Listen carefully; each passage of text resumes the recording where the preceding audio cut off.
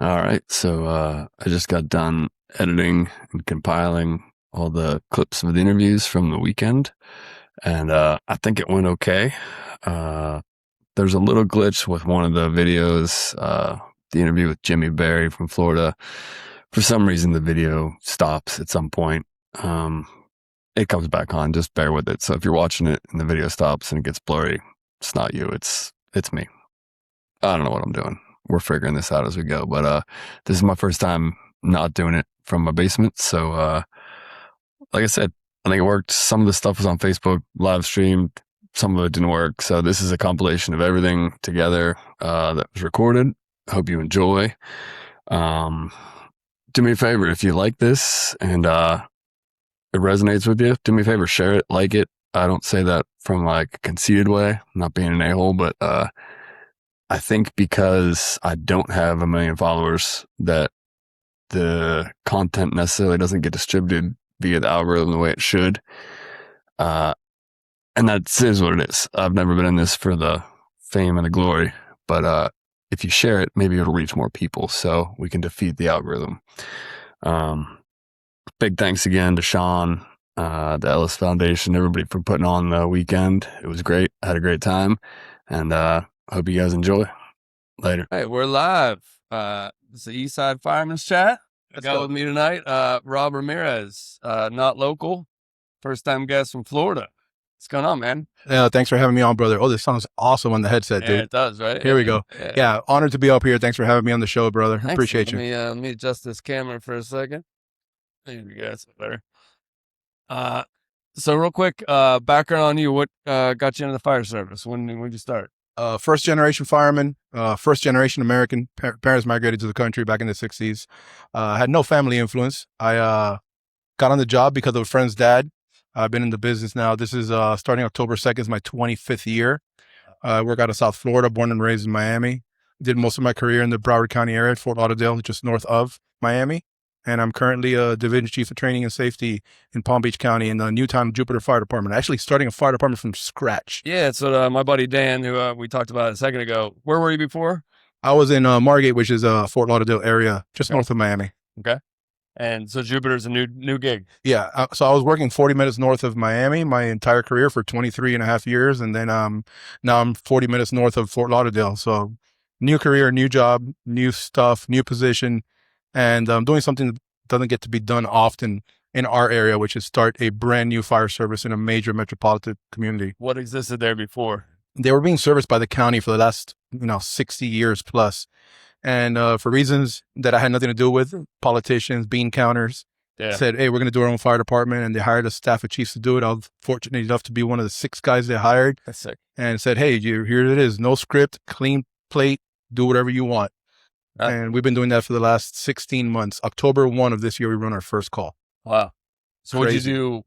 How'd you start like a staffing model? Like what was your... So we had to build 3 new firehouses. We had to buy 11 pieces of apparatus, hire 112 people, and create policy procedures, uniforms, decals, logos, licenses. We run EMS and fire, so we had to get medical transport licenses, staffing policies. I've mentioned that already, procedures. It is a very tedious process. And I'm going to say this jokingly because if anybody can ever start their own fire department, I say do it. But it is a 1-star rating. I strongly do not recommend it. It is a lot of work, dude. Yeah. I came off a truck. I was a captain on a truck for the last 13 years before taking this gig. So you kind of had it set. Yeah, I was so comfortable. And I've never worked harder in my life. And I've never learned more in my life. That's true. So it's been great to build a fire department with no holds barred. I get to do what I want, how I want, with the rest of the staff. The chief is super supportive and the town couldn't be better. Nice. It's great. So did you like go to like NFPA standards? Like, hey, I want 4 on an engine, 5 on a truck, or? Yeah, correct. Yeah. So in our area, it's normal to have 3 on the engine, 3 on the truck. We went 4 on the truck, 4 on the squad, 3 on the engine, and the ambulances actually run 3 with a company officer. Okay. So our ambulances do fire and EMS. Nice. So they have full firefighting capabilities, and we staff it with a rescue. We call it rescue in South Florida. Yeah. Or an ambulance lieutenant. Right. Our rescues are squads that has a company officer, a captain with a company of three members, a driver and 2 firemen. And our ladder trucks also have a captain with a a driver, and 2 firefighters. So 4, 3 on the engines, and then 3 on the ambulances with a company officer, full firefighting capabilities. Yeah. They're like little truck companies. They can do everything but carry water and that. Yeah. So usually if we get 4 rescues at a fire, 4 ambulances at a fire, that first ambulance serves as the role as immediate medical needs for any victims or firemen. The second one starts operating as a additional unit for a primary task of whatever you want to assign them to. Yeah. They're the Swiss Army knife of the fire scene. Trucks do truck shit, engines do engine shit. Yeah. And that rescue, that ambulance of 3 members is their own functional group, whatever the chief officer needs them to do. And then the third one that comes in becomes rehab for the members. Nice. So it augments your alarm. Yeah. We make it work. Yeah. That's awesome because up around here, if you're in an ambulance, you're stuck on an ambulance. You know, that gives them a little flexibility. Yeah, it's still not cool. Yeah. Listen, we all did our time in South Florida. Anybody that says they didn't, they're lying to you. In South Florida, you have to do your time on the bus. Yeah. Right? And then you get off the bus and you get on the truck and then you never go back. Yeah. But it sweetens your time on the bus when you're capable of fighting fire and doing extrication. Absolutely. In addition to running 40 medical calls every 2 days. Yeah. Yeah. You know? How did you build out your command staff? Where'd those people come from? Did you hire All over. all over? We Say, hey, I got this job. nationwide search. Yeah. That's awesome. Nationwide search, brother. We got guys from all over, applications from as far as Texas, Georgia, Chicago area. We got guys all over the state, and everyone in the staff that I'm on currently. I'm a 40-hour staff chief now, and everyone on the staff from the fire chief down is all like just from different organizations. So we bring a piece of what we love from our job. We get to leave out the bullshit we didn't like. Yeah. That made no sense. Yeah. And everyone's on board with leaving the shit out, and it's all for the members. Yeah. Like my only goal and the staff's only goal, and we said this since day one for the last 16 months, is to give that first time user the best experience possible. Right? So everything we do is for them. Everything that we work around is for them, to have them not hit the same potholes that we hit coming up in the fire service. Nice. Did you have any issues? I know just from, it was 15 years ago when I was testing for fire jobs, but Florida was one of the tough ones to get into because you would have had to have done all your entry level training in Florida. Florida is not an easy state to like bring your stuff into. They don't make it easy for us. A lot of people during the hiring process, we did about 9 months of hiring processes, and I was kind of like pseudo in charge of hiring just because of the exposure level in the conferences. Yeah. The chief was like, yeah, Rob, you talk to a lot of people, go ahead and you handle hiring. Yeah. And the phone calls and emails I would get of guys trying to transfer their stuff in for reciprocity was really, really tough. The state does not make it easy. Yeah. They don't. But obviously you overcame that and you got some people in that were squared away. We overcame that. We hired 112 people, and I may be off by maybe 10 or 12 either way, but we had about 1,240 applicants. Wow. Yeah, and it was a lot to filter through. We had to go through each application, just the 7 of us. Yeah. Yeah, no help. We had to hire an additional contract, and the city had to hire an additional contract company just to help us with the hiring process because it was overwhelming for even the city model. Yeah. How big of an area is that in Jupiter? It's 23 square miles, population of about 64,000. Okay. Coastal community on the water. Yeah. We're stuck between I-95 and the ocean on the southeast Florida. Nice. I was just did basic research on you. You got some USAR background too? Dude, I do. I've been very fortunate. 21 years with the Department of Homeland Security, FEMA task force out of Miami. I started that in 2005, August of 2005. And it's been a roller coaster. I worked my way through the ranks there. So in the way that it works for us in the FEMA system is you apply to the team, you get hired after a selection process, they put you into your discipline, into your job, and then you can promote, you have their own rank structure in the team, regardless of your organizational rank. So you'll start out of the rescue specialist if you choose technical rescue, which is what I did, and you work your way up to a squad boss, which is the equivalent of a fire service company officer.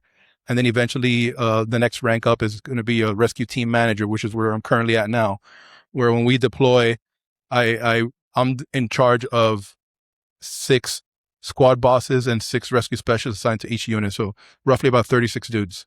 Nice. Do you have any involvement? This is my local Pittsburgher, not knowing the geography of Florida, but when that building collapsed, where was that in Florida? Surfside. Yeah. Yes. Involved in that? Surfside, yes. There's actually other people here with me that were there as well.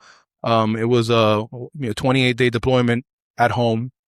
It was one of those tragedies that are not supposed to happen. It happened, and we were there for 28 days, and it wasn't a search and rescue mission for 28 days. It eventually became a recovery mission, and using all the local assets. I want to say we probably had half the USAR system nationwide on that pile at some point during those 28 days. Yeah. We were there. That was probably like in 21, 22, and we were there a full month on site. It was a very unfortunate event. Our teams, I've been very blessed. We're a very active team because of the hurricanes. We're in Hurricane Alley down there, and we are in a southeast corner of the country. We're the southernmost team in the nation. So out of the 28 team system, coast to coast, border to border. So we get to go out to the Caribbean. We get to go to South America. We just got back from Venezuela. We got spun up for Colombia just a couple of days ago, and we hit hurricanes all along Louisiana, Texas, Harvey, the Panhandle of Florida, up to the Carolinas. We're all over. Yeah, that's good that you're staying active, because I know a lot of teams inland don't necessarily get activated as much. Again, it's just the luck of the draw. We're just in a sweet spot for USAR geographically. Yeah. We were geographically located in a very, very, which is why FEMA back in '93 gave us a FEMA rating versus like a state or local asset. Yeah. Because they knew they can use us for national. And at this point now, we've been spun up international 3 times. Nice. It's just in my time there. Yeah. And that's all with a crazy experience, dude. Yeah. So, in Jupiter, taking over, getting things rolling. And, I heard rumors that you got a new training building. So we're in the process of, we just acquired a building for training. Okay. And we're going to be a joint public safety training building. It's going to be us and Jupiter Police Department. That's in the very early steps. We're just in the planning phase. We got the actual structure. So we have the asset. We've done walkthroughs. I've been to the site, and we're going to use it for mostly, non-ISO training. I'm an office chief now, so I got to know these things, right? I know So you can't light fires in it. I'm going to put all your listeners to sleep now, right? So yeah, anything that we can't do in a 3-story or more, 2-acre size facility with a burn room and whatnot, whatever the rules are for ISO, we can do there. So all the indoor stuff, a command lab, an EMS lab, indoor bailout stuff like RIT courses, right? Yeah. EVOC, stuff like that. We're going to do all indoors there. Classroom space for multi-purposes to give lectures, bring in speakers, do classes, stuff like that. We're going to do all that there. Officer development, hazmat, but we're not going to, all the other stuff has to be done at the actual training grounds. Yeah. That's good. We went through that recently. I've been in my department for 14 years, and we didn't have a training building for the first 12, and it was hard. Everybody you brought in, we were throwing ladders against the side of the fire station, trying to get houses when you get your houses. But we got a training building built 2 years ago, and it's been game changer. Huge. Game changer. The guys will be out there even when they're not supposed to. It's great. And the amount of company training guys doing it on duty, just go down to the building. Yeah. Do it there. It's great. It's great. Especially if you're a high speed company that wants to get after it. Now you have a place to go that's home. You don't have to ask a second party for permission. And it's great. You can stay in service. You can be in your first 2. Home run. Yeah. Home run. I never had that either in my first 23 and a half years. So you're 14 and you got your own. I never had one. Yeah. This will be my first time having my own training center as a training chief, so I don't even get to really enjoy it. I didn't even ask you. What's your title? What's your official title? I'm a training chief. So my official title is really long-winded and it really means nothing, right?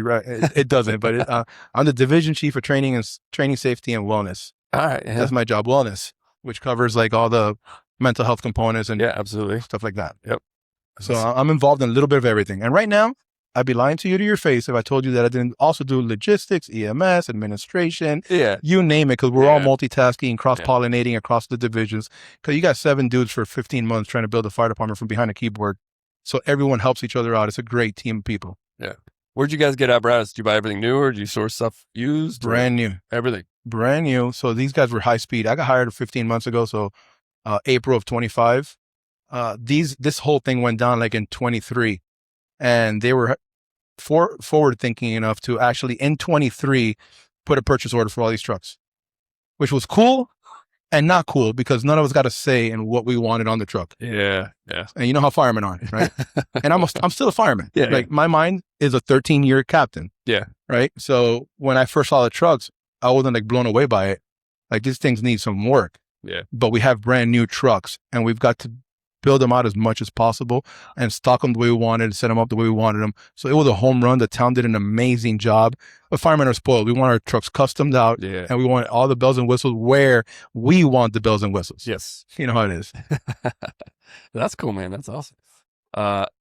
So how many years have you been coming up here to Pittsburgh for the Jimmy Ellis Training Weekend? So third time's a charm, man. Three? Yeah, this is my third year in a row. The people up here have been great. Unfortunately, I never got to meet Jimmy himself, but I feel like I know him because of all of his friends that I'm now friends with. Being up here is a home run. My first year was right around the corner here. I did an 8-hour lecture, and I told Sean I will never do that again. 8-hour lecture. Yeah. Right around the corner here. I had Scott Thompson next to me. I had Bobby in the room next door, Bobby Eckert. The room after that was Aaron Heller. And the four of us were doing 4 8-hour classes at the same time on the same day. It was the longest day of my life, but it was awesome. I met a bunch of amazing people, made what I consider to be lifelong friends. And last year was my second year. I did not do a lecture. We did a hot class and an acquired structure. That was a home run.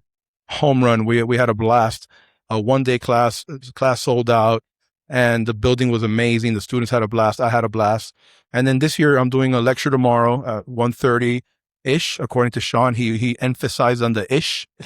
So it can be anytime between 1:30 or 4:30 p.m. Yeah. Right? And then the next 2 days after that, we're back at another acquired structure, which I have not seen yet, but he swears is awesome.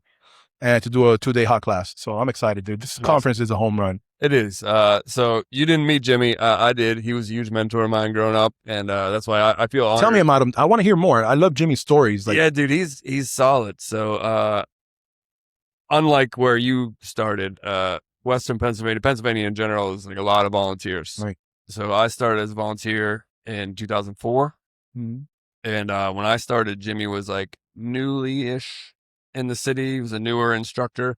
And so taking a couple classes from him, he was just a stud. Like he just, you can feel the energy from somebody that kind of knows their shit. And he's very passionate about it. So I looked up to him a lot growing up. And fast forward a few years, I'd progressed in the volunteer department that I was in. And I was taking a class. I just found out that I got hired in the department that I'm working now. It was my first full-time job in the fire service, and he was an instructor of this class, and a couple of these cats called me over at the end, just drinking beers, and like I didn't feel like I was worthy of being in their presence, you know? Right. And one of the instructors was like, "Hey, Steve just got hired. Am I loving it?" And Jimmy was like the first one to be like, dap me up, like, "Hey, man, I'm so proud of you. That's awesome." And I was like, I didn't even know you knew my name. That's awesome. That's awesome. But yeah, he grew up here in the northern suburbs, which is kind of where I grew up. I work now in the southern part of the city. But his wife was a school teacher in the southern suburbs. So she would stop by my firehouse all the time. He would, when he was coming to pick his kids up at school. And probably like 2 or 3 months before he passed, he came and did a forceful entry class. And I actually got to teach with him. And that was like a big deal, right? Like they're like, "Hey, can you help Jimmy?" And like, I could have just been feeding him chunks of wood, and all I cared. But yeah, that was cool. He was a good dude. Squared away, obviously knew his shit, and was a great mentor to everybody in the Pittsburgh area. So I started this podcast like a year and a half ago, and I had Sean on, one of my first few guests, and we talked last year about the Ellis weekend, and this year we were planning stuff, and he was like, "Hey, do you want to come up and do the podcast?" And I was like, "Hell yeah." Hell yeah. Yeah, so get to meet people like you and Jimmy and all these other guys that are here, and dude, we get to meet people like you. Like guys like Jimmy make the fire service what it is. They personify, whether they're here with us now or not, everything that's right about this job. Yeah. Everything. All the bullshit we deal with throughout your career. It's ups and downs. That flow of the fire service that happens to everyone's careers. Those are the guys that keep it afloat. Yeah. And their legacy will live on way longer than that. You and I are having this conversation today because of Jimmy. Yeah. Right? Not because he died, because of how he lived. Yeah. How he lived created this conference, not how he died. Yeah. Right? So all of us are here today, getting better at this job, learning something that tomorrow we can apply on a call, save ourselves or save somebody else's life because of Jimmy, the way he lived his life. And there's guys like Jimmy across the country. Yeah. And we got to celebrate those people because they're what make this job fucking awesome. Yeah. I never met him, and I feel like I know the man. And the reason I have friends now in this part of the country is because he lived his life the way he lived it. Yeah. So lucky you, man, that you got to spend time with him on the training ground. Yeah, man. That's awesome, man. Awesome. Well, we appreciate you coming and sharing your knowledge with us and hanging out. And It's my honor, man. It's awesome. Again, like, how you felt like, you mentioned you felt like you were undeserving of having that first drink with Jimmy and those guys. I'm still, every time I come out to a conference, I feel that. I'm like, what am I doing here? What do I have to offer? And I just want to give 100% of myself every time I'm at one of these events, because everyone here deserves it. And I was here in their shoes for years before I ever got an opportunity to talk for 5 minutes. yeah, Right. And when you're full of passion, just like you are with your podcast and you are with your job, and you get that freaking medium to get that information out there and meet like-minded folks and impact the fire service any which way, shape, or form you can, man, it's a fucking gift. Yeah. Right. So I appreciate you having me on, brother. And this is a home run. You keep doing it, because through this medium, you're going to save lives and change lives. I promise you that. cool, man. Hey, thanks so much for coming up. Awesome, Pleasure brother. meeting you. And Likewise, keep up the good work, man. yeah, Awesome. Congrats on the podcast. Thanks, dude. Thank you. Nice to meet you. Nice to meet you. Likewise. So we're live. We're at social event. It's Jimmy Ellis Weekend. This is Eastside Farmers Chat. Got with me Sean, who is obviously responsible for all of this. Not me, organization. Jason. Yeah. He's giving you credit, Jason, for everything. Yeah. How's things going so far? Aside from the tap and pay at the merch. Other booth, than that, we're everything. good. No one said anything else. Nice. If I don't know about it, then it's not my problem. Yeah. So everybody, Sean's got this cool black pullover on that he apparently only bought for like 5 people. Limited edition. Limited edition. Trying to get him. What do you want? Give me one. I'll give you the link. All right. Everything else seems solid, dude. So far, I mean, we're only a little bit into it, but you got the acquired structures all squared away. You obviously got the Mile Lebanon training building all squared away. Barely, but we got it. What else is new? Finally taking a break. Yeah. He's turning his phone off for the rest of the weekend, he says. Me and Danny Doyle are flying to Miami. Now we're doing good. Candace kicked it off tonight, and we got the event sales up. Registration closed a little bit earlier. We'll be back open in the morning, and then the big deal starts tomorrow. Yeah, tomorrow we got some lectures coming up, and Saturday, Sunday hot classes. Yep. Prepped and ready to go. All the instructors are here, and it'll be a good weekend. Yeah. Anything else? Any words of wisdom? Anybody coming up for the weekend? Cranberry traffic. We hope everyone has a good time and attends all the events, has a good time here this weekend. And we already got next year scheduled. So Fuck yeah. contracts in with the hotel, room links up. You can book a new room at the front desk for next year. It pushes back a day. So it starts on the 12th. All right. Yeah. So being somebody that unfortunately lives local but has not really taken part in this so far, it's awesome. It's a great event. You're in for a treat tomorrow then.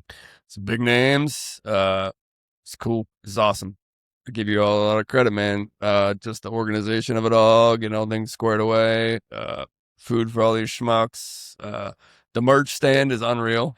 It's like more than like a concert. Like, yeah, we went all out this year to make it easy. Yeah. It's good. Savannah Mack really takes over the merch stand. She's responsible for all the sales and whatnot. Does a great job. Yeah. So we don't got to worry about it. It's her little baby. But anything we can do to make it easier for her. Anybody else, any other shout outs you want to give? You need a beer? I'm good. I got a drink. All right. Shout outs. We'd be sitting here all night for all the people that help with this. But to everyone that helped with it, we appreciate all the efforts. And this is the fruit of their labor. Yeah. It's awesome to see, man. It's awesome. It's a big deal. So good work. Cheers. Appreciate it. Anytime, man. Thanks for having me. It's an honor to even be here and live along the Jimmy Ellis legacy. And Rob was here a minute ago talking about how he never met him, but I think it'd be good to get the president of the Jimmy Ellis Foundation on.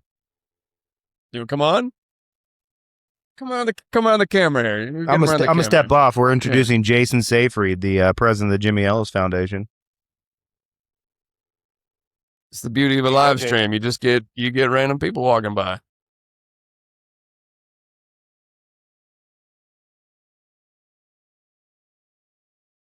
Jason, nice to meet you. My name's Steve. Nice to meet you. Are you related to the the boy that just graduated the academy at Dan Bar's child? That's my son. Nice, man. That's awesome. Yeah. Thank you. Proud? Yeah, very much so. Nice. Yeah. Nice. Yeah. Very exciting.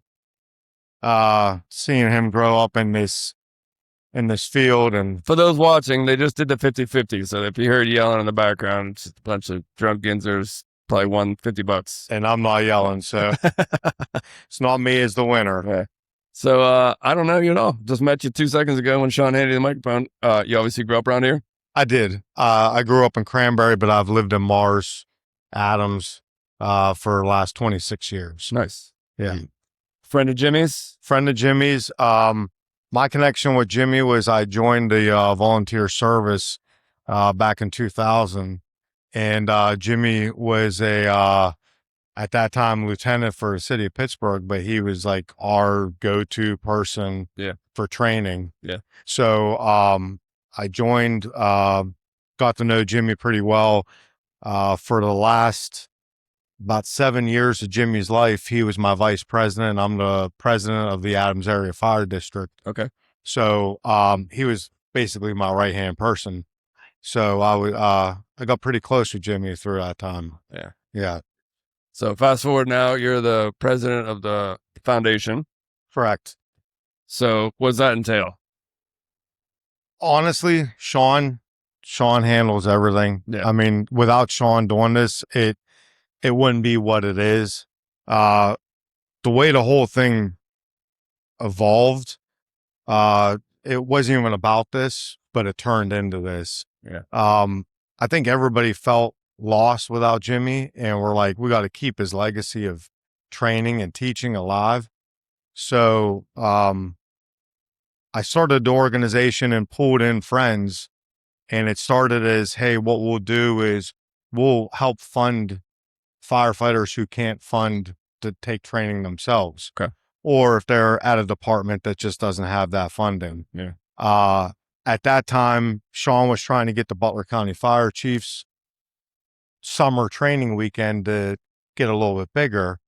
So we put the two together to make this. And this is what it kind of evolved in. So it's huge. I mean, yeah, Jimmy would love, he wouldn't love all this being named after him, but if that's what it takes to train, then yeah, he would love it. Yeah. So it's great. You still involved in the fire department? Yeah, I'm just, I'm not a firefighter anymore. I'm in the company end. I've been the president of Adams area since 2013. Oh, nice. So, Beautiful firehouse. What's that? You got a beautiful firehouse. We got a beautiful firehouse, named after Jimmy. Like I said, I could talk about Jimmy all night long. Yeah. And that's what we're here for now. But yeah, we have a beautiful firehouse. It's a great place. Yeah. Beautiful rigs, great people, great staff. So yeah. So your son joined as soon as he could? 14. 14, yeah. Yeah, he grew up in the firehouse. Like I said, I started in about 2000, and he was born in 2005. So he literally was in it from the time he was born. Yeah. There's some pictures floating around. It's him and I in 2010 on our 09 Seagrave Tower, the day that it got delivered. Anytime I was at the firehouse, he was there. Nice. So he was hooked on it. So it definitely bit him early. Yeah. Yeah. And so he progressed through and just one day said, Dad, I want to be a career fireman somewhere. He always said that. Yeah. So it was just a matter of trying to figure out where to go and which avenue to take. And once Cody Barr came on board and they were we'll room together, it worked out well. Nice. So you got to go down. That was just a couple days ago for his graduation? A couple days ago. Yeah. Yesterday was graduation. Just got him today. Nice. So is he going to move down there, obviously? He does live down there now. Okay. Yeah, he moved there in January. He lives in that area. So yeah, it's exciting. Cool.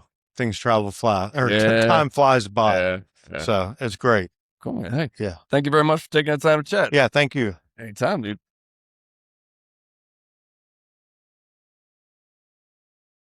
I just hear weird people laughing. All right.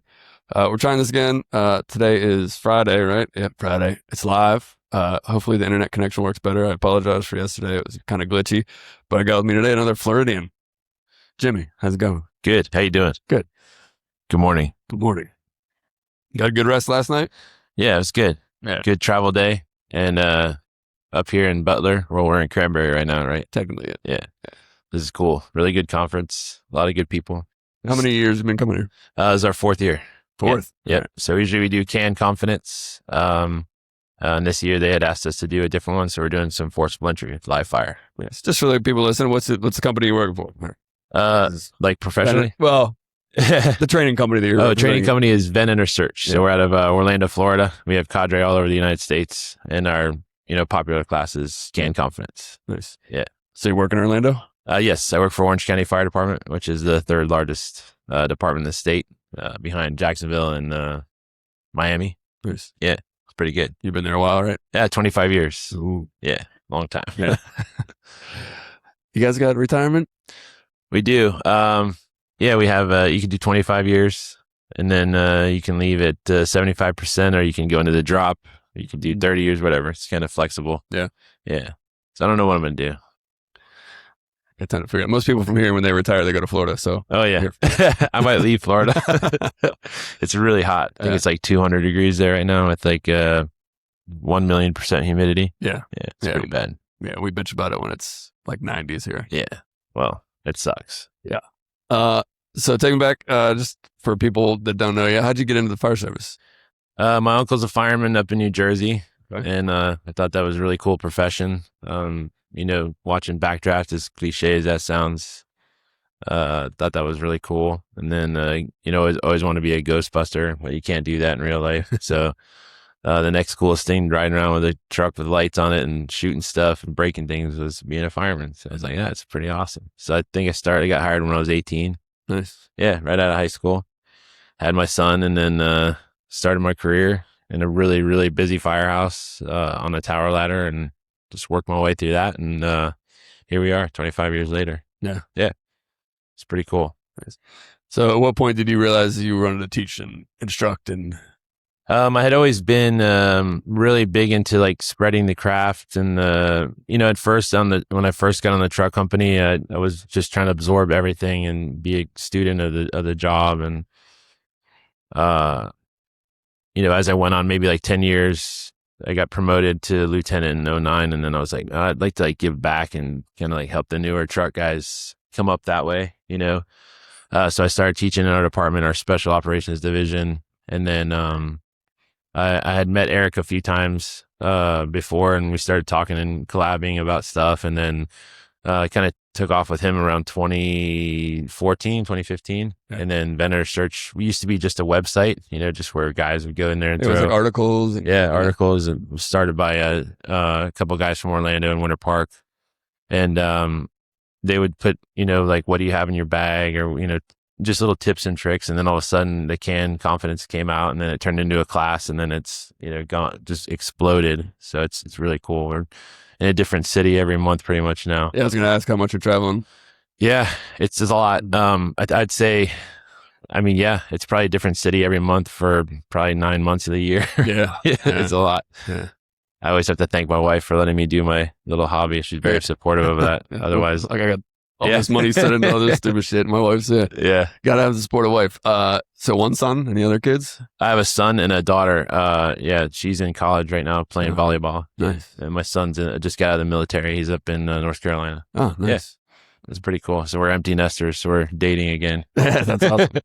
Mine are 9, and I got 2 twins that are 6. So Oh, yeah. I'm still in the thick of it here. Oh yeah, you got a while to go. Yeah, I got here a little late this morning. I had to drop them off at grandparents' house. So Oh yeah, come and talk to I'd- firemen on my I'd give podcast. anything to have them at that age. It is.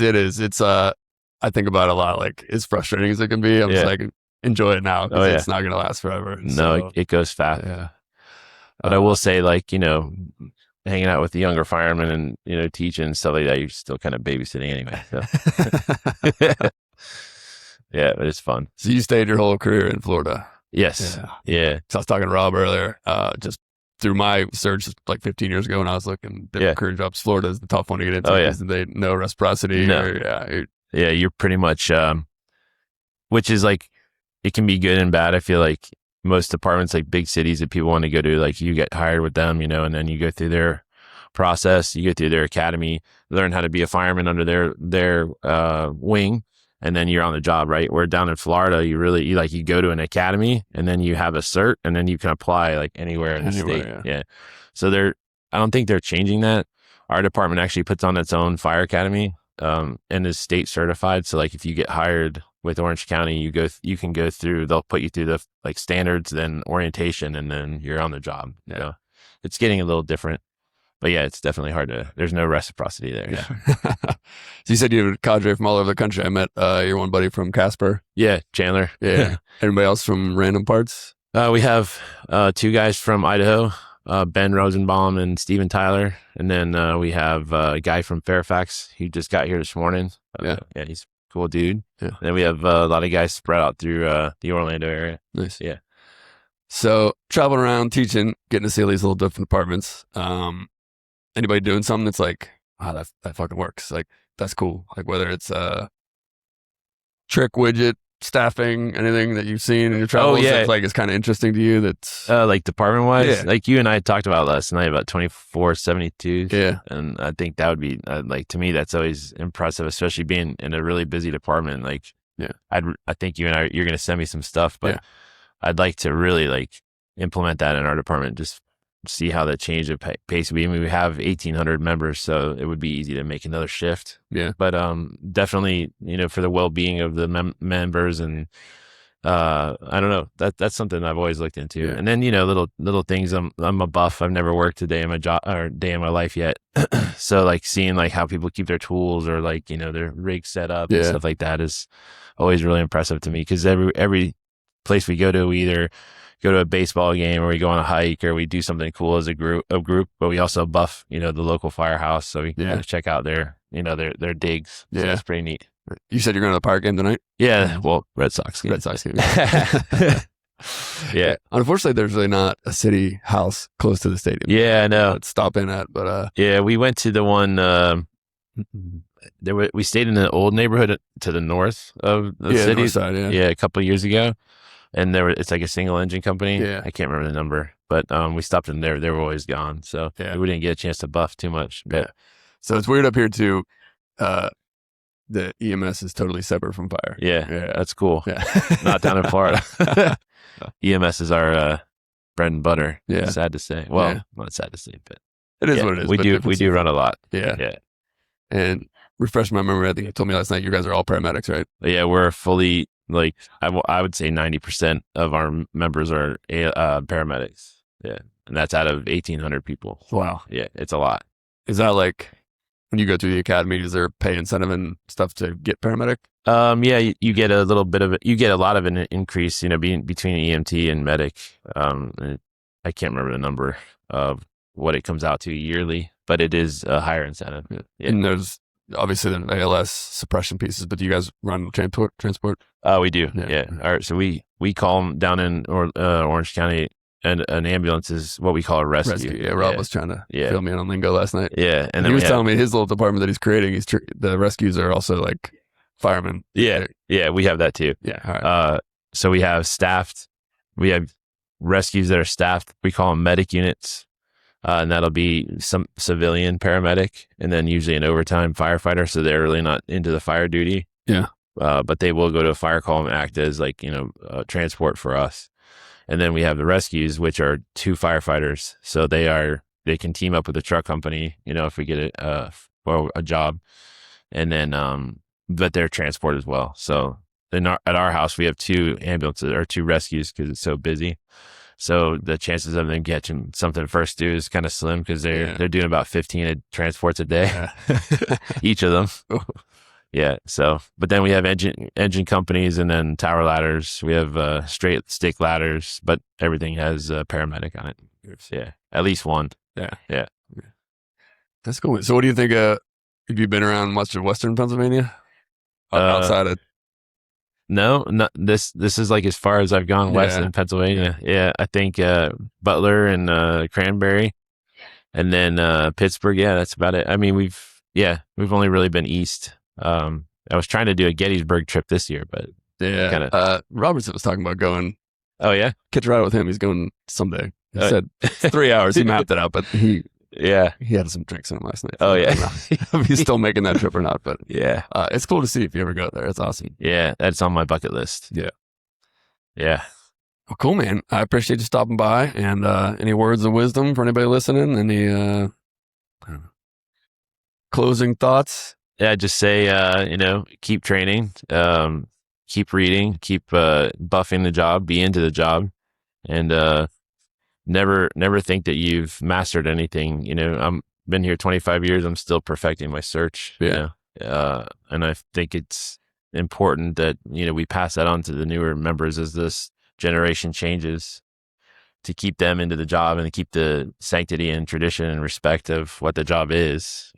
We could pass that down. Yeah, I think that's huge. I think that's a big part of what this conference is about. Yeah. Jimmy stood for, the other Jimmy. And we appreciate you guys coming. Yeah, It's dude, awesome that we get some companies like Vendor Search and all these other guys here. It's cool. It's awesome. This is one of our favorites, so we love it.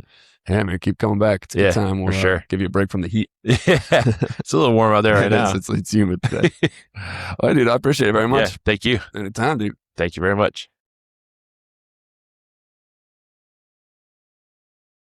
Like a sheepdog. Yeah. Dog. All right, so we're back. We're live again from Jimmy Ellis Weekend. Honored to have with me Ray McCormick. How are you, sir? Nice to be here. It's a great opportunity. The place is packed. Packed. It's my first time here, and just did the keynote. And Jimmy was a special guy, and it's just a great living memorial to him. Yeah, it's great. Yeah, I listened to a part of it. It was very good. I like the part about finding your spark. Yep. So one of the things about that's a chapter in my forthcoming book, True Values of a Firefighter. And like I said in the class, I felt like I found my spark. It was several years. I was on the job already. I was in Ladder 24 as a firefighter. And a very simple thing happened. One of our guys came back from a detail and bragged about how well this other truck company was organized, their compartments. And I instantly knew that was not us. And so we had this long traverse cabinet that went from one side to the other. And every time you pulled some specialty tool out of it, two more fell to the floor on your feet, So it was prime for a little rehab. So I got permission from the captain and got some plywood and 2x4s and stuff.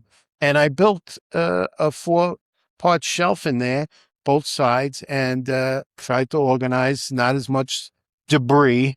And once I did that, I said, you know what, I'm going to do the whole rig. And I ran around the rig, and our saws would bang around. I built a thing for the saws. I built a thing for all our electric cables. Just went around the whole rig. And it was all out of plywood, nothing special, because it's hard for people to believe, but rigs weren't really outfitted like they are today. They were all with shelving and specialty items that just hold your tools in place for you. So anyway, that to me said you could do more than just come. Now that doing more always was available. It just, I don't know, it coalesced into, I'm not just here. I can do more with the firehouse. I can do more to contribute to the company. And I had always liked to write.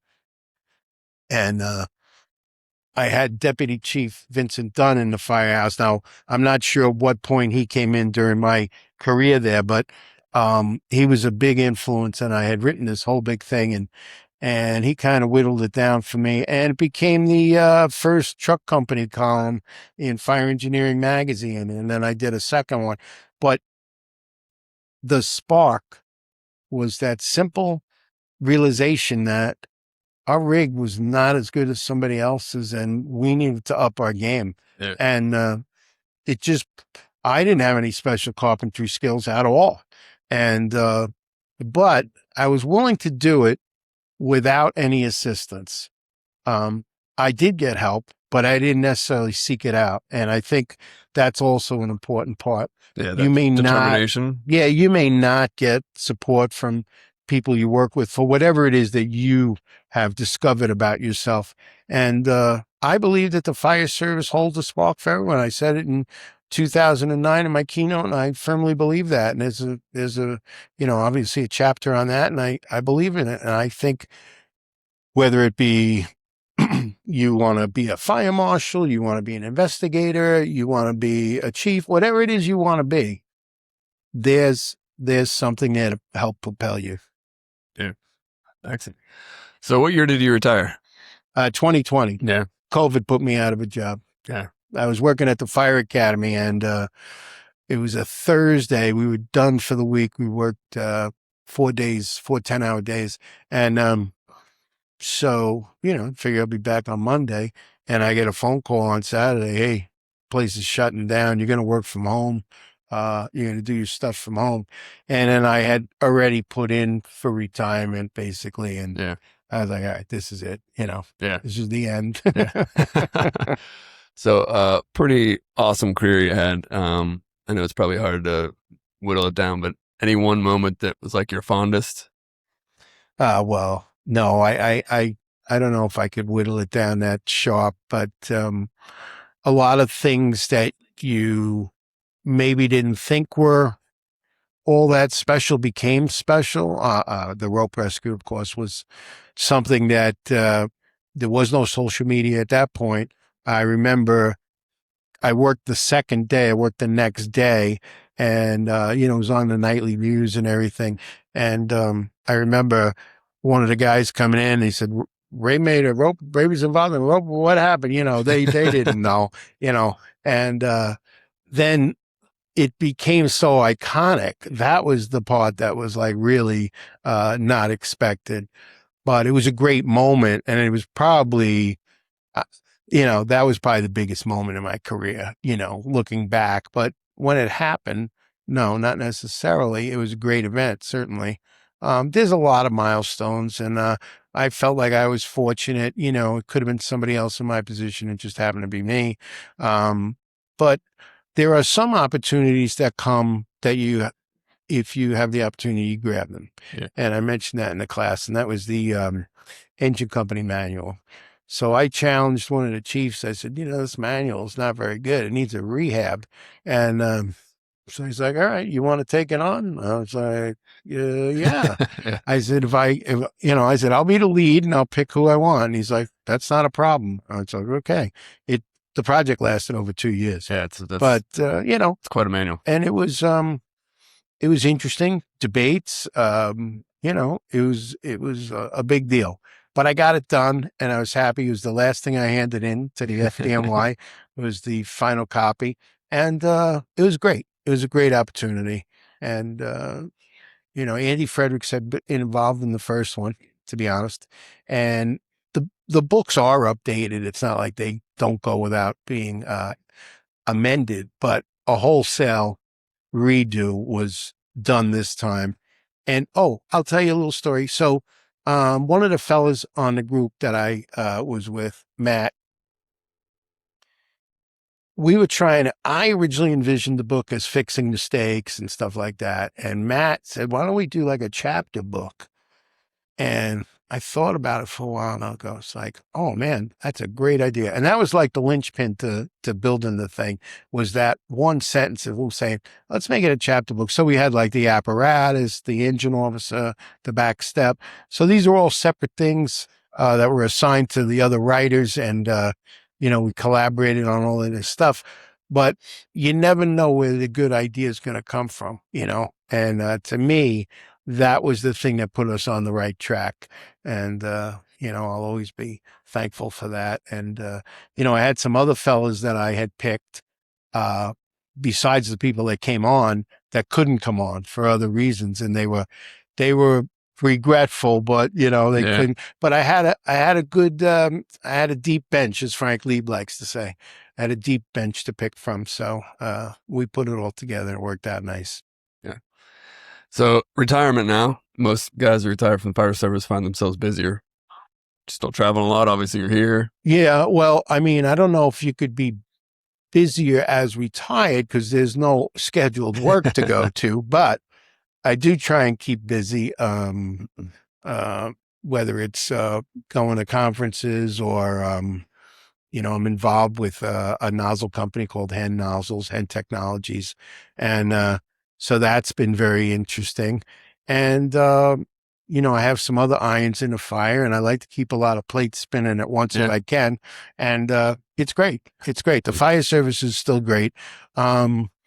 We had a little bit of discussion on this last night about firefighters are there for 20 years and they don't think of anything they can do when they leave. Yeah. I've told a few guys that I worked with, I said, do yourself a favor.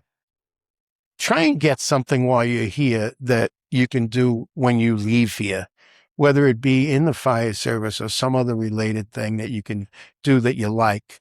It takes a little effort. My thing was always the fire service. That was my side hustle, if you want to call it that, I had some part-time jobs, on the side, but nothing really. The fire service became my thing. But I didn't really do that much until I had like 20 years. I first went to my first FDIC I ever went to. I had 20 years on the job, and I had written for them for about maybe 7 years prior. I tell my wife, how come they never asked their authors to go to this thing? Timmy Klett asked me to go. He was one of my firemen, and he asked me to go be part of the live burn team with Mike Lombardo, and that was a classic group. And that's how I got started. Yeah. So, speaking about Jimmy Ellis in the weekend here, did you have an opportunity? Did you teach with him? Yes. Yeah, back. Mhm. Yeah. Yep. Yeah. So Jimmy, was at a lot of the conferences we attended in Florida. He taught with, the Pittsburgh guys, and we would see each other, several times a year. And he was always, well, first of all, he was like a consummate gentleman. I always felt like he kind of quiet, Very quiet. and, but taking it all in, and, just a very pleasant individual, super into it, serious when need be, fun otherwise. Yeah. And, just exactly what a good role model, really good role model. Yeah. And that's the shame of, it's beautiful what they've done here with, in his memory. It's really beautiful. And, as we get further away, more people are brought in, but less people know. Yeah. But it's still there. It's still there because what he represents is what all of these attendees should be striving for, to be competent, confident, reliable, and instructional if that's what you want to do. Not everybody should be an instructor, no matter what it seems like on Facebook. Yeah. Well, hey, I appreciate you coming in, Zach, hanging out with me for a minute. Any closing words of wisdom? You got a million of them, but closing words of wisdom. Well, advice? I would just, I tell people now, I said, just stay healthy. That's like, to me, the important part. Occupational illness is a big part of the fire service. And, in one of my classes, I say the SCBA, that's your best retirement tool, because you want to wear the air, because that is a big deal. And, you don't think about it when you're young. Guys used to always say, what do you want to live forever? Yeah. Well, actually, you probably do, So you certainly want to stick around as long as you can, certainly, and be productive. That's important too. But, we see a lot of firefighters who, suffer from after they've left the fire service. So it's almost like you have deferred compensation, you have deferred illness too. So you want to keep the deferred compensation, not the illness, So, but other than that, enjoy it. The fire service is a wonderful thing to be involved in. It really is fantastic. And try and make it better for yourself. That's all. By doing that, you probably will make it better for other people too. Yeah, absolutely. Awesome. Well, thank you very much for your time. Appreciate my it. pleasure. Good to see you, My Chief. pleasure. Thanks for having me. Anytime. Yeah. And all right, we're back again live from Jimmy Ellis Training Weekend. Got me Cranberry's Fire Chief. How you doing, Sky? Good. Good. Real well. How are things? Things are going unbelievably well here. the amount of people in attendance and just the display of camaraderie through the entire group, it's awesome. Yeah. It's truly a place to be. Are we technically in Cranberry or is this Adams? This is Cranberry. Line's got to be close to here. So. You're about I'd say half mile away from it. Cool.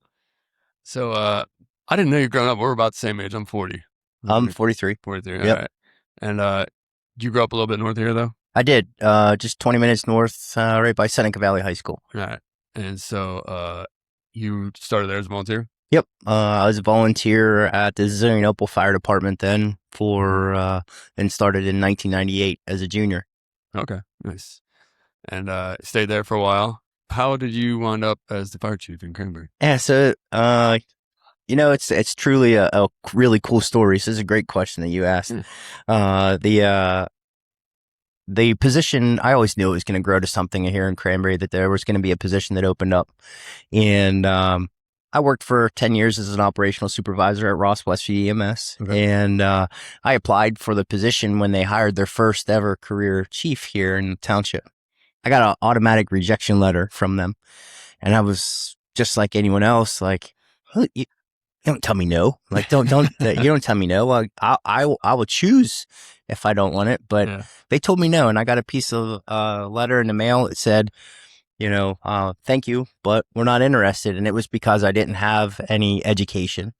And from that point forward, that letter motivated me to the fact that I went all the way through to my master's degree in college in 3 years. The guy that was in the position vacated the position, and they actually came and found me and said, "Hey, we want you to take this position." It was actually a recommendation from Chief Sahida. Oh, nice. Whenever you get kicked down, right? I felt like I got kicked down. Yeah. You can cry about it. You can whine about it. You can make excuses. It created action out of me and awesome, truly led to where I'm at today. Nice. So nice. And I know just from my experience, I joined as a volunteer in McCandless. You've done great things because we don't interact with you that much unless, the Westinghouse building was on fire or something. But I remember back I joined in 2004. I mean, I don't want to say it was Helter Skelter, but you guys are like anybody else.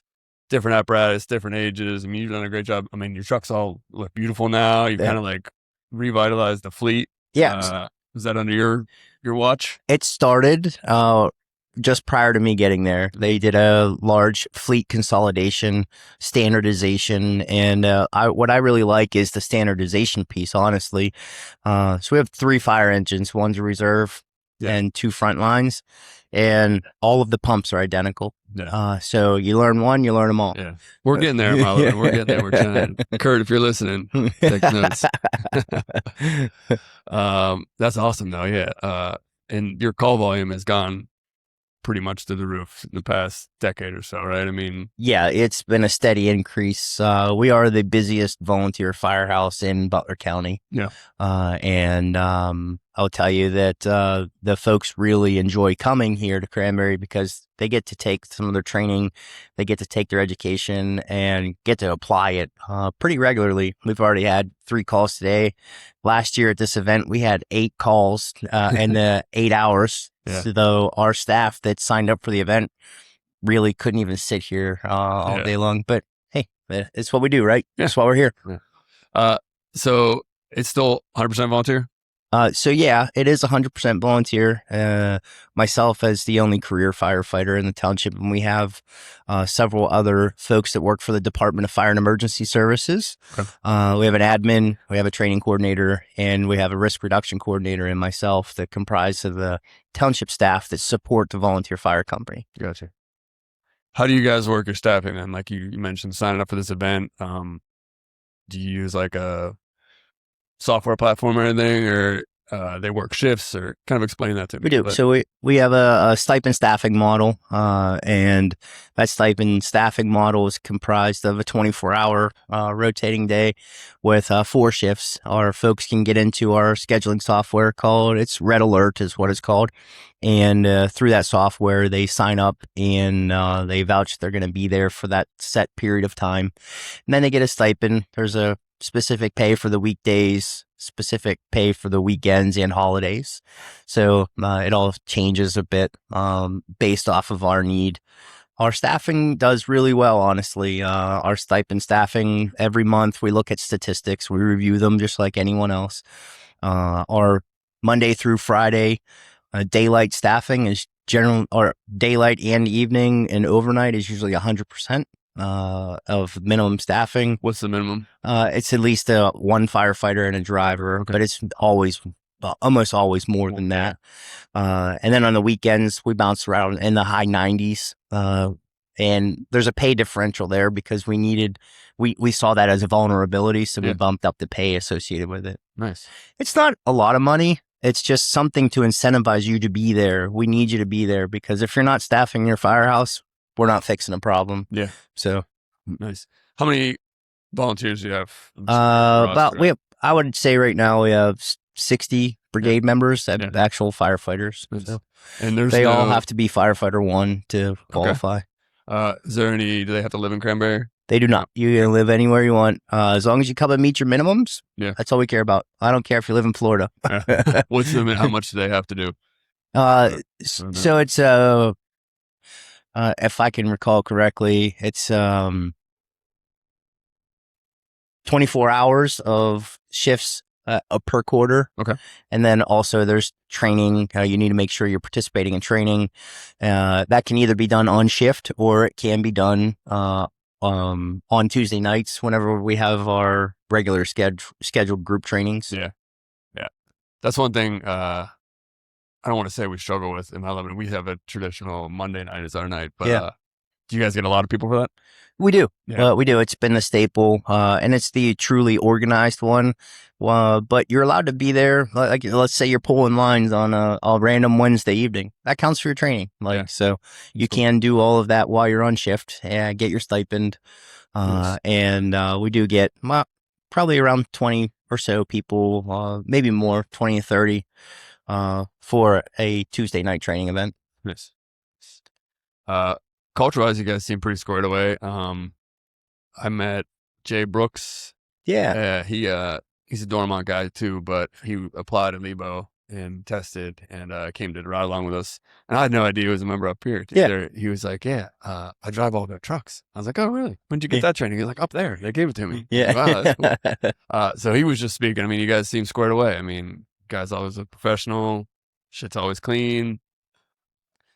Well, I think it goes beyond looking professional and things being clean. It just means that we care. Like what was mentioned earlier. It's all if you're paying attention to those types of details of tool maintenance, truck maintenance, your appearance, everything, it translates to your trust and our faith and with you on the fire ground. You pay attention to those little things, you're going to pay attention to those big things, in my opinion.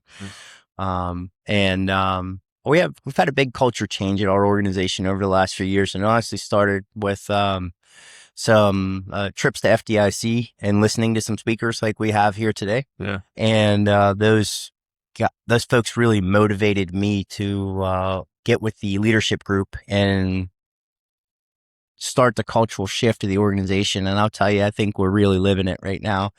And I've been a part of several cultural rebuilds at organizations that have been very successful, and they still thrive to today. It takes years to do it. It just takes years. It takes commitment. And right now we're in that commitment part. And, we just had a meeting on Tuesday. And I was speaking with the officers and they want to push it even further. And I'm like, well, let's go. Yeah. Like, it takes you guys to do it. Yeah. Just as, Ray McCormick said this morning, I think it was, I'm sorry, it was, Candace last night. She said, it starts with you. It starts with the person on the bottom. Yeah. I can say it all I want from the top, but if I don't have buy-in from the bottom, it's hosed. Yeah. Yeah. No, 100%. You still active volunteer somewhere else though? I do. Yep. Harmony. Harmony. Yeah. So the Harmony Fire District is a merger. That was the Zonianople Fire Department, and the Harmony Volunteer Fire Company is now the Harmony Fire District. And that's where I started. And every Thursday night, I still staff the firehouse down there. don't really respond to calls from home a whole lot unless it sounds bad. But also, I'm responding as Chief 21 because we're on every one of their boxes. But the fact is that I was very invested there, and it's my community. Yeah. So I go there and I enjoy my time. If I have to draw a line somewhere in the sand of like where I get me time and fire department time because I can easily completely consume every hour of my life with it. So I just have to say, I need me time. And they understand that because I could easily be at the firehouse every day, all day between both fire stations. They're both very busy. Nice, man. Well, that's cool. I appreciate your time. What are you got on tap for this weekend? So I'm essentially in charge of the meals. Oh, okay. Yeah, we're sitting through lunch right now. Well, it's funny that you're in charge of meals and we're missing lunch. The ballroom setup was all me. That was my thing. That looks sharp in there, dude. Thank you. I'm very proud of it this year. I think it looks fantastic, and I'm already thinking about what to do for next year. But I'm not going to tell you what that is. It looks like a lot of work, man. I was looking at all that stuff you moved into there. That's a lot of shit in there. And then the rest of the weekend, I'll basically be hopping around the sites here, and then also coordinating lunches and logistics for the sites. Nice. Did you guys just kind of stumble upon some of the sites, or has this been? I mean, it was kind of calculated. Connor Mack, who works for the coach department, knew that these homes over here on Franklin Road were going to be torn down. So many in a row that it's literally perfect. You make a right and a left, you're there. And for this event, it's amazing. We'll probably never have that opportunity again. Well, I guess I can't say that because last year it was literally go down the street and you were at 5 houses. You're still fortunate. You still have like a little bit of a developing community. Like where I'm at, it's built out 100%. Like, there's no chance of a house really. And if there is a house, there's one on either side of it 5 feet away. So. Cool, man. Well, I appreciate you taking the time. Don't hold it back from lunch. And any words of wisdom? Anybody try to encourage somebody to come to this next year? That's why we're kind of doing the live streams to try to showcase it a little bit for those that maybe couldn't make it up or weren't sure. I tell you that this is one of the things that Jimmy was really passionate about was being outside of your comfort zone, outside of your community, out in spaces where you can meet people. Even the social events are extremely important just to get to know someone, become friends, learn some new things, learn some different tactics, learn from some of the best in the business. If you are ever hesitant about coming, come to just listen. Come and listen. Come meet some people. You don't have to come here and do anything physical, but just even the part of meeting people and having great conversations is really what develops you as a person, as a firefighter, and the knowledge that you can take home and give to others and mentor them is huge. It's absolutely huge. I tell every one of our firefighters that goes to these events, come here, learn something, bring it back and tell me about it. Because I want the rest of the organization to learn from what we just invested in them. So. And this is huge. I mean, you're not getting anything like this on the East Coast, really. Talking to some of the guys from Venner Search and stuff, and I was like, "Do you go anywhere else on the East Coast?" And they're like, "Yeah, this is as far east as we go, Pittsburgh." You know? But other than going to FDIC or some of these other bigger ones, this is becoming quite an event. So hats off to you for helping organize it and all the stuff work you do. So thank you. Yeah, man. I appreciate you spreading the holy word and the gospel. We're trying. And back to your point of being outside your comfort zone, this is definitely outside for me. I've been recording most of these episodes from my basement. And they're like friends of mine or people that are friends of friends. And so when Sean was like, "Do you want to come do this in the middle of a conference room?" I was like, "Sure. I think I can make it work." But pulling some people in and talking and making new friends. So absolutely. Cool. So thank you very much. Thank you. Appreciate your time. Yep. Thank you. All right, we're back live from Jimmy Ellis Training Weekend. Honored to have with me Bobby Eckert. How you doing, man? How you doing, man? Thanks for having me. Oh, my pleasure. Appreciate it. World's biggest Penguins fan here. We love the Penguins. Everything they've done for hockey. It's it's basically pathetic how they just take dives every game. But the Flyers beat them, so it's no big deal. So, how many years have you been coming to the Ellis Weekend here? This is my third year. So I First year I did the lecture series on Saturday, and then last year was our first time doing hot, and then this year I'm back doing hot and lecturing this afternoon. So Nice. Yeah, looking forward to that. Taking a class tomorrow, the limited staffing one. yeah, it's going to be a good time. We're excited for it. The guys are out there right now setting it up, so it'll be good. Just focus on honing your skills, getting more confident with tools, equipment, movement on the fire ground is basically what it is. So like when it's never about like how many firefighters are there. It's more of if you're there and you know what to do. It's amazing what a couple well-trained and confident and competent firefighters can do on a fire ground. Yeah. So you work in Camden. I work in Kansas City, New Jersey. Yes, sir. And I kind of knew a little bit of your backstory from following you on social media and stuff. But as part of this podcast, we like to get to know people a little bit. Okay. So you started as a volunteer, was it in Collingswood? Yeah, Collingswood. So my dad was the career fire chief in Collingswood. I started as a volunteer there. I'm a life member of the fire company to this day. They have a career staff. I worked there for a couple of years. I wanted to be a city fireman. And my mom worked for the Camden County Sheriff's Department in the city of Camden. And my dad would take off on Fridays to pick her up from work. And Camden at the time had slime green fire engines. And I thought it was the coolest goddamn thing ever. So kind of the attraction is the town next door to me. And it's a busy place to work. So Yeah. So you get in there as a career firefighter. You promote. I've been a captain for 10 years. 10 Yes. years. All right. Yes. At what point did you decide to start Eckerd Fire Tactics? I was hurt. I got hurt at work badly, very bad. So I was laid up, and I had nothing to do with my phone because I was in a hotel room that the city paid for, and we didn't have TV. So I just was like seeing social media stuff, and I'm like, I can maybe come up with something better or whatever. And I was teaching at the local fire academy. I got a little fed up with the syllabus there. I'm back there helping out, which is great. And I just like made a social media post, and I don't know, it just flowed since then. So here I am. Yeah. Wrote, is it 2 versions of Tactics? I got Tuesdays Tuesday now? for Tactics, volume 1 and 2. I'm hoping to put the 3rd out by the end of the year. And then I'm never doing a book ever again in my entire life. It is unforgiving. Yeah. It's just pain to write. It's just a lot. And I don't know. It's I'm on like the backswing of my career. So it's like put it out there and see what happens. I'm not going to be doing this when I retire. I'm going to walk away from it all. But just try to give what I can while I'm here and move on. So no fire service in your retirement?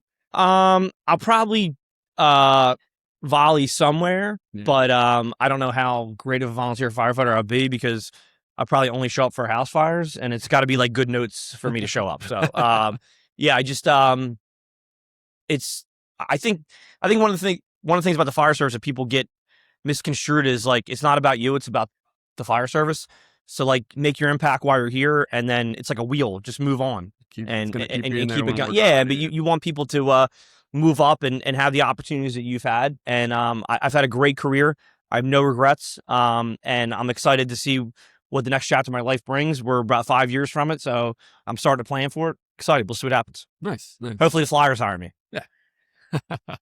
Anything on the horizon for Eckerd Fire Tactics? You guys are still doing the conferences and stuff? Yeah, so I'm kind of picky and choosy just because of my life. Single dad, I have 4 kids, so they keep me very busy. We kind of go where it's a little bit easier for us to be. This isn't bad for us. And yeah, I mean, we're out there, but we host our own programs in Westchester, Pennsylvania. I open it up to the public. We do about 4 of them a year. People come to me. I kind of run my own thing. I like doing my own thing, not like in a conceited way or being an asshole, but it's easier for me to manage. Yeah. This is actually the best conference I've done for hands-on. Everybody's so amazing, from the guys from Adams to Cranberry. They're just good people. So they're very inviting and take care of us. So I'll do this as long as they'll have me. Yeah. It's a great conference with great people and a lot of good things coming out here. And I do a lot of work in Pennsylvania. So Yeah, we appreciate you coming. It's cool to get some names out here. It's some good tactics from the east side of the state. Yeah, it's I try to bring what we do at work, good, bad, or indifferent. A lot of what I teach is the mistakes I've made in my career. Try to get people to learn from them. And nobody's perfect. There's no perfect firefighter. I make mistakes all the time. I'm a human being. So my biggest enemy at work is the radio. I suck at it. I saw that post. People make fun of me all the time. My biggest hater on the radio is actually here teaching for me this weekend. he does not let me forget that I suck on the radio. So Most of the guys you teach with from Camden, or no, I got one guy from Camden. It's funny. I try to get guys from work to come out all the time. They're just not interested. Yeah. Guys, when they're off, they're off. I get that too. Guys from all over, mostly like the Delaware Valley region. So I live like 8 minutes from Philadelphia, so like that whole area.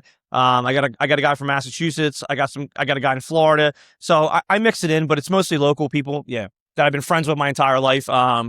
If you ever start a business, don't hire your friends. Yeah, I've actually been trying to get rid of my friends, but they just keep falling. Yeah, That's cool, man. yeah. All right. So tail end of your career, 5 more years left. Yes. Any good advice for anybody coming into it nowadays? The best advice I could probably give you is the job's the job, but the people make the job. It's the people I work with are the greatest human beings I've ever met in my entire life. I love every single one of them, and don't be afraid to hang out off duty and explore life with your coworkers outside of work. We have a lot of fun doing that, and we do something monthly. It's just the job isn't about you. It's about the job, and the people is what makes the job. And just pass it on. Pass every ounce of knowledge, every experience, everything you have. Pass it on to the next person. Anybody who walks in the door and wants to be a firefighter, take the time and show them how to be a firefighter. Nice, dude. Amen. And last question: if Sidney Crosby were to be drafted by the Philadelphia Flyers in 2005, would your opinion of him change? No, because he would have been booed and traded. I've never seen anybody take a fall like him. He should get an Oscar for his acting. I can't believe this is one of the reasons why I hate Canada is him. He just takes a dive. He's a con artist. He's not as good as everybody thinks he is. And if he was standing in front of me, I would tell him the same thing. However, I do like Mario Lemieux. I have a lot of respect for Mario. Actually, his first game back from his cancer treatment was in Philadelphia. Yeah, and he got a standing ovation. Standing ovation. So I do like what Mario's done for the hockey in general. But Crosby, I'm sorry, dude. I don't like it. It's okay. It's totally personal too. Like I just don't like it. All right, cool, man. Hey, I appreciate you taking the time. All right, brother. Look forward to your lecture this afternoon. And, Cool, man. Class tomorrow. All right, brother. Appreciate it. Later. Back again for Jimmy Ellis Training Weekend 2026. Guy with me now, retired. Yeah, recently, yes. Recently retired. Steve Robertson out of Columbus. Yep. What's been going on? Nothing. Good weekend, man. Packed house, Yeah. great people, a lot of things going on. Spent the morning, how you doing, man? Spent the morning out getting set up for a Mid-Rise Mayhem program we're running tomorrow and Sunday. So looking forward to that. Is that at the training building? Like they're We're out of Cranberry, Yeah. their training tower. So the program basically is skill stations initially. Usually it's a 2-day format of hands-on, but we're running individual 8-hour days just to expose have more people to be able to be exposed to it. But we work a well hole station, how to stretch a well hole, how to do. We talk a lot about ram hits and velocity of streams and just different things, the unique challenges that the mid-rise is going to bring, because it's not, people want to treat mid-rise as a high-rise and it's not. Yeah. You're looking at 3 to 6 story buildings under 65 feet. And it's, for so long, we've always just looked at it and said, it's just like, don't worry about it, kid, it's sprinkler. If you're watching the intraweb at all, you're going to see the roofs of these buildings are being burned off nationally because we're treating it like a high-rise fire, and it's not a high-rise fire. That's probably the biggest thing. The other thing, there's a couple big pitfalls with them. Number one is void spaces, the amount of void spaces that are in them. And number two is you got a 400-foot hallway. Yeah. How much hose are you taking right now? If you go to a high-rise job and you pull your high-rise packs, how much hose are you taking to the fire floor? 150. 150 feet, right? And you're hooking up to the standpipe on the floor below the fire, right? Yeah. You got to go to the middle of a 400-foot hallway. What are you already? You're short, right? So why did I guess what I'm getting at is, why did you choose to do that when you know you're already short? And the answer is very simple. We haven't given you another option. Yeah, no, that's good. We have not taught you another way to do this. So that's what we try. That's big part of the program is teaching a system. And to be a good system, especially in stretch and hose, it has to be three things: expandable, contractible, and repeatable. If we can't expand the system, if we can't contract the system to make it smaller, and it can't be repeated on a daily basis or multiple times, it's not really a good system. Yeah. And that's what I think the big takeaway of the program is, what we talk about, teaching you how to put 200 feet in the stairwell on the fire. We talk about not using the standpipe, because there's a big thing with these buildings that, depending on the square footage of the floor, it may be what we call a 13R system. So the big difference between a 13 and a 13R, that's the sprinkler code. A full 13 system, like here at the Marriott Hotel, metal piping, and it requires an output of water of 0.10 gallons per minute per square foot. A 13R only requires 0.05, half the water.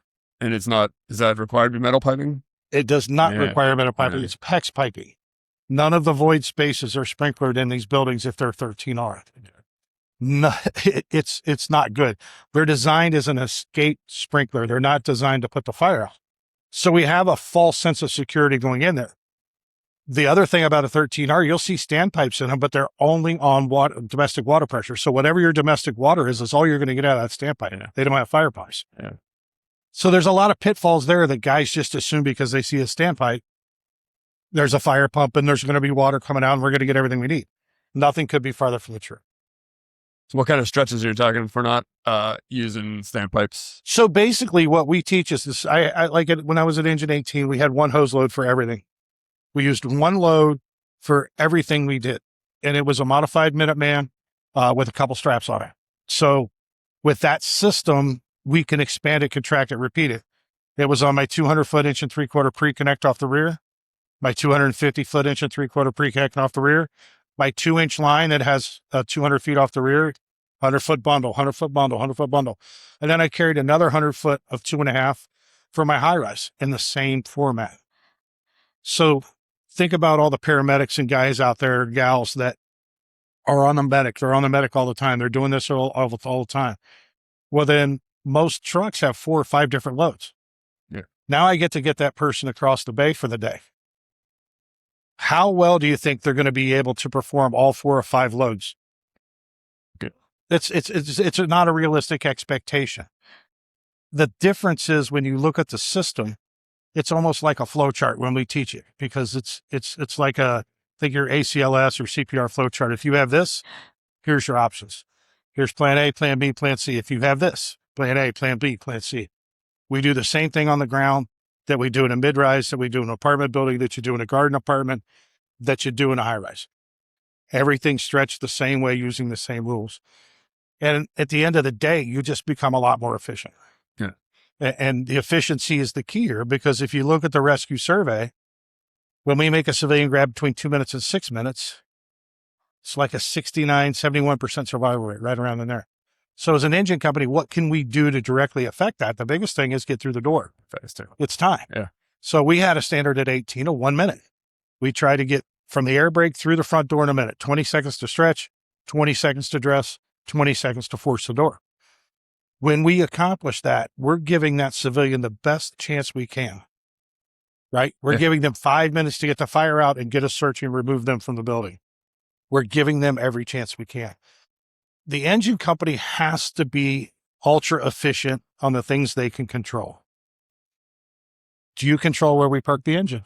Positioning correctly, right? Yep. Do we control how well we can stretch the first line? Do we control how fast we can get dressed, whether we can force the door? We have to be better than good at those basic skills outside where we have total control, because as soon as we cross the threshold of the door, what do we just lose? Control, Yeah. right? So we have to be ultra efficient at those, what I call basic firefighting skills.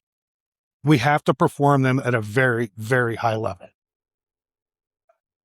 Makes sense. Yeah. And it comes back to, if that's your family, do you want to be good or do you need to be better than good? Yeah. Right. Yeah.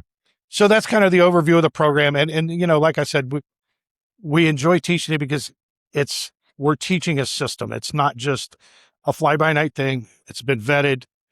We used it. The instructors we have are second to none. Todd Edwards retired out of Atlanta, Clyde Gordon out of Houston, Texas.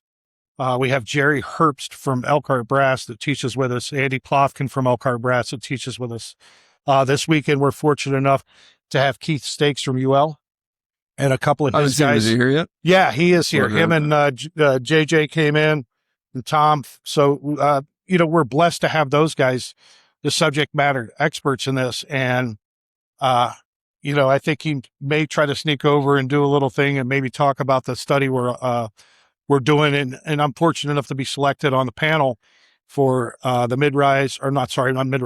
row home and townhome study, which is going to expand a little bit, hopefully, to some mid-rise stuff, because a lot of the tactics are going to be the same.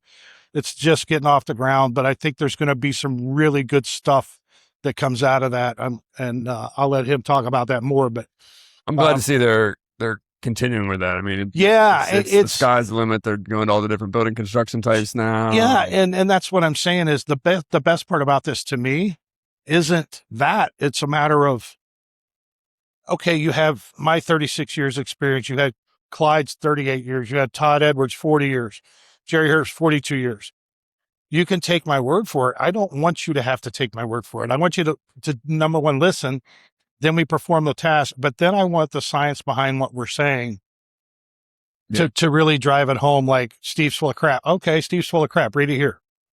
Go do it. I don't want you to believe me. I want you to go try these things. Vet the information. There's so much bad information on the intraweb. Vet it.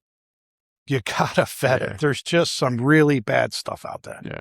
So, other than that, enjoying the weekend, man. Great turnout, great people. Close proximity, Columbus to Pittsburgh. You've been kind of coming out here a lot. I know, Jim Sahada and some of those guys have been teaching with for a while. Yep. But you've been probably part of this since its first year. I have been. And Jimmy and I were very close friends. I was fortunate enough to teach with Jimmy Crawford for a lot of years and got to know Jimmy Ellis very well, very good friend. And I can't think of a better way to honor a great man than this, because I could tell you he'd absolutely love this. Yeah. He would absolutely love this. Sean, the whole crew that put this thing together. I do a lot of conferences, and this is absolutely one of my favorite because of this. I mean, you look around, you can't see it with the thing, but this place is full. Everybody's into it. Everybody's into the job that's here. It just makes it a lot of fun to teach it something like this. Yeah. So. Cool. What's on the horizon for you other than... Just busy, man. We got, we're heading. I've had a couple retailed guys on today, and they all say the same shit. They're busier now than when they were on the job. Man. Like, the next 2 months, we are on the road a lot, which, we're blessed. Don't get me wrong. It's a true blessing, but it's a lot of work. And, living on the road is great because you get to meet great people and you get to do things.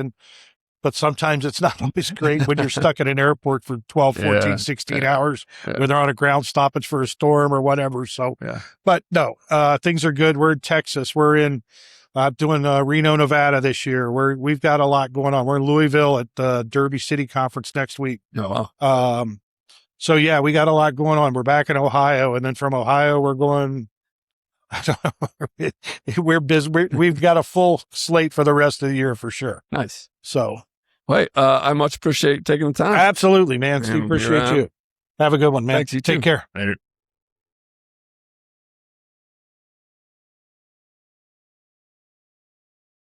All right, last guest of the day.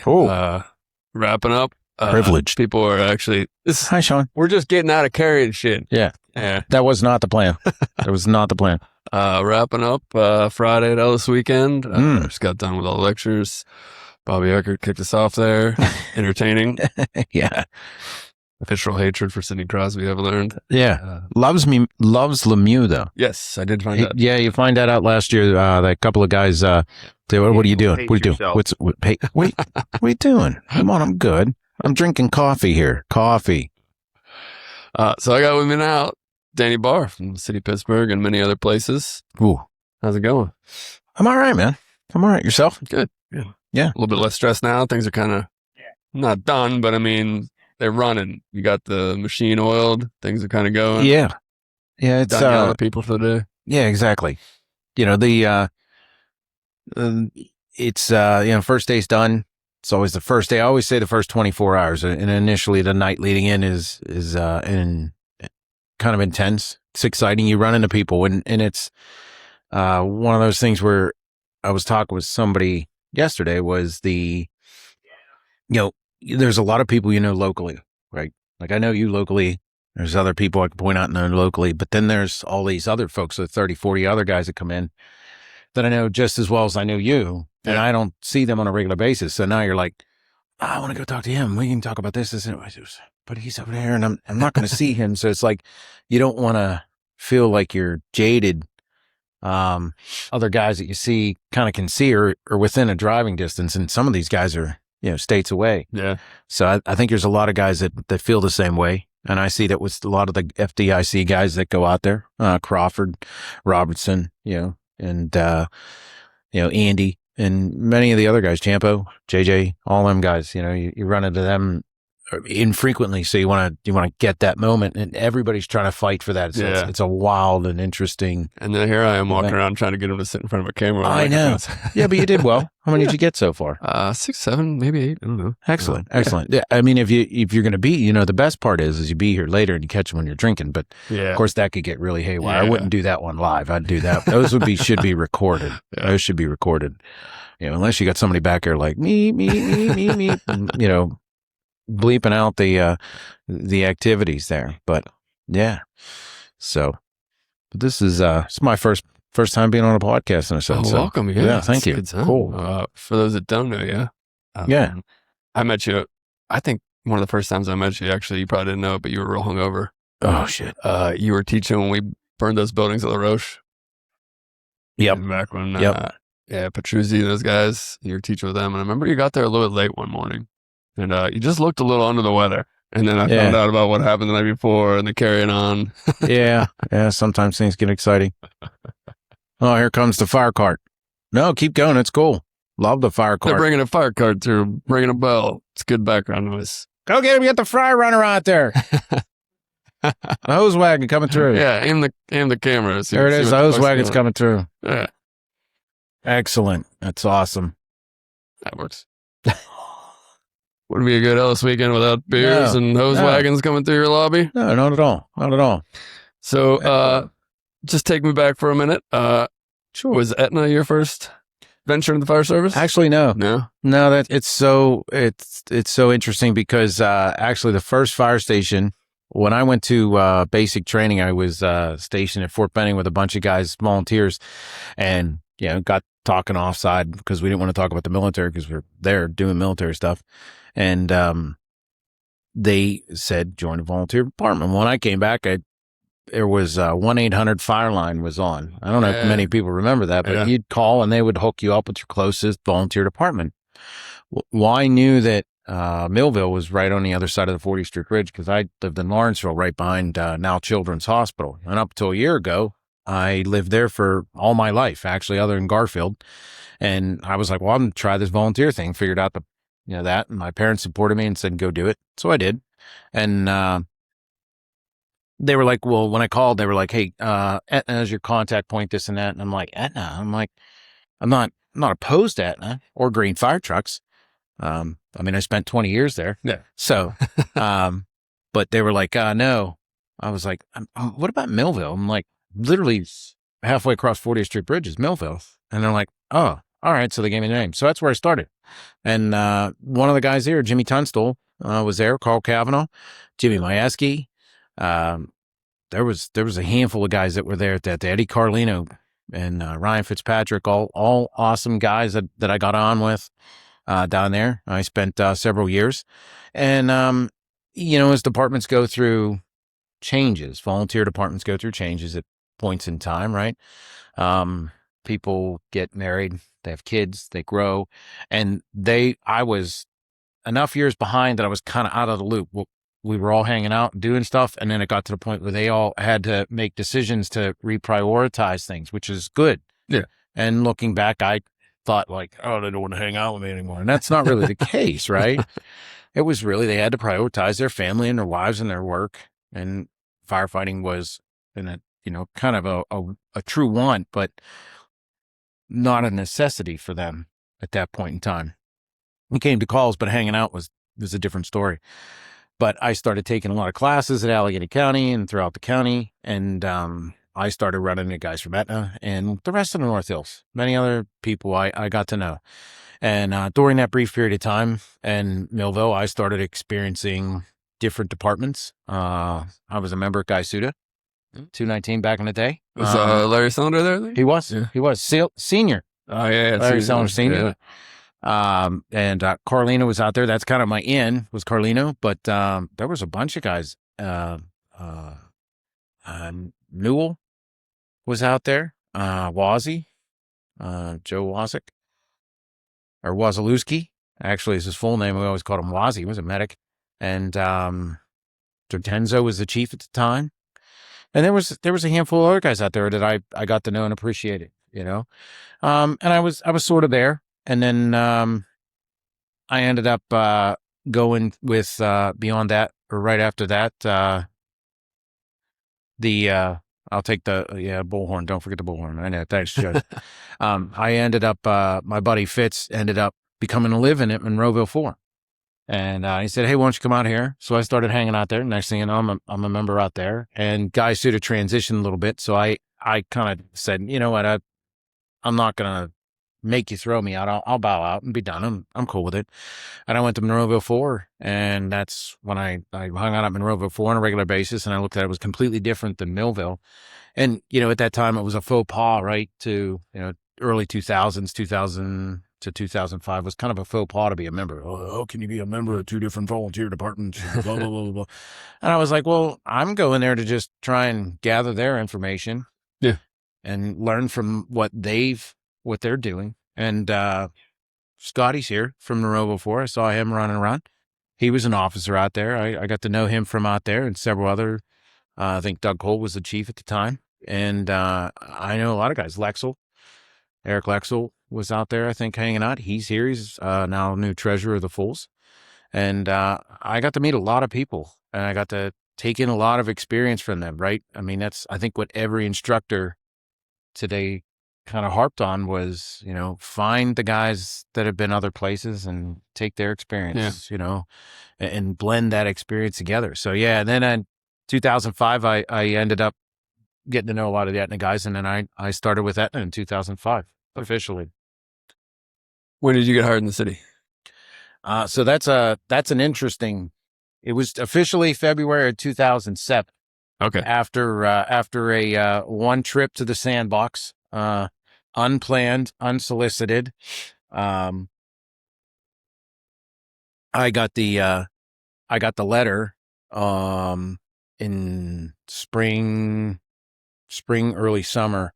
Got notification. Congratulations, been hired by the city of Pittsburgh. And you lived in the city then? Yeah. Okay. Yeah. Because that was back when they had a residency. Right. Yeah. And so I started there, and then I was excited about that. And then shortly after that, a few days later, I got orders, report to order, Fort Seal, Oklahoma, for training to deploy to Iraq. And I was like, son of a, like, really? This is the timing we're going to go with. And yep, that's what it was.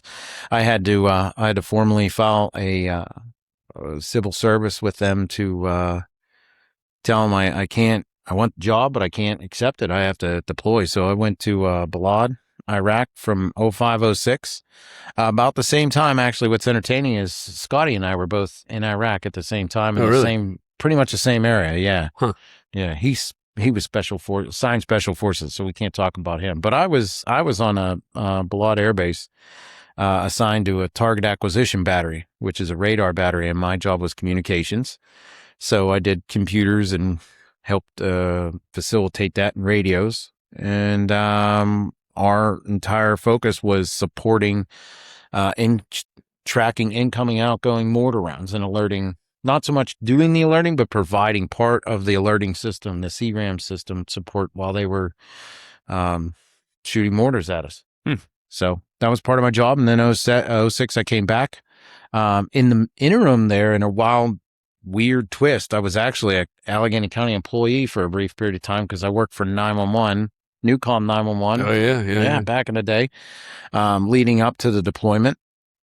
And then they got absorbed into the county, and I never quit from Newcomb. I just got absorbed in the county for like a couple weeks, and then I went to Iraq, and I came back and sort of worked for Allegheny County again as a dispatch, but then got hired by the city. Did you have to retest it all, or did they like For the city? Yeah. No, they had to hold my position. Yeah, it's like Soldiers and Sailors Act requires that. But Yeah. I had asked about that, and they said, "No, we'll hold your position for a year." And I was like, "Well, I'm going to be gone for a year." And they're like, "We're holding your position." I'm like, "All right." So you'll be getting up there in years. How many years you got left? Well, technically, in February 26th, I'll have 20 complete. So that'll be awesome. Yeah. But I can't, as a city firefighter, it's, 50 and 20, and then I can collect. So I got a couple more years. I'll be, 3 or 4 more, and then I can officially have what they call the flip off time. But we'll see what happens, So Your son's standing in front of us, just graduated from which county? Prince William County. Prince William County. Yeah. Very nice. Yeah, we'll give a shout out to him. He's his mother and I and the rest of his family are very proud of him. Yeah. We're very very happy that he continued with the process and made it happen. Understandably, he's 4 hours away, but we're extremely proud that he did that. Honestly, it's kind of exciting. Not that he hasn't been a firefighter, because he started as a volunteer down in with me years ago. I took him along, just like I got the 13-year-old that's running around here dragging equipment around doing stuff. And he took a liking to it. He's seems to be inclined to the tech rescue stuff, which is cool. Nerd. And he's running with it, and I'm happy for him. That's awesome. Now I come from a family of on my mother's side would have been heating and air cooling, and then on my dad's side would have been painters. Yeah. So now he's a second generation firefighter. Yeah. It's freaking awesome. Nice. Yeah. So what move did Jimmy's influence or anything move you guys up to Adams now? Because he's obviously a volunteer there. You kind of run with them sometimes. I kind of run with them. Yeah.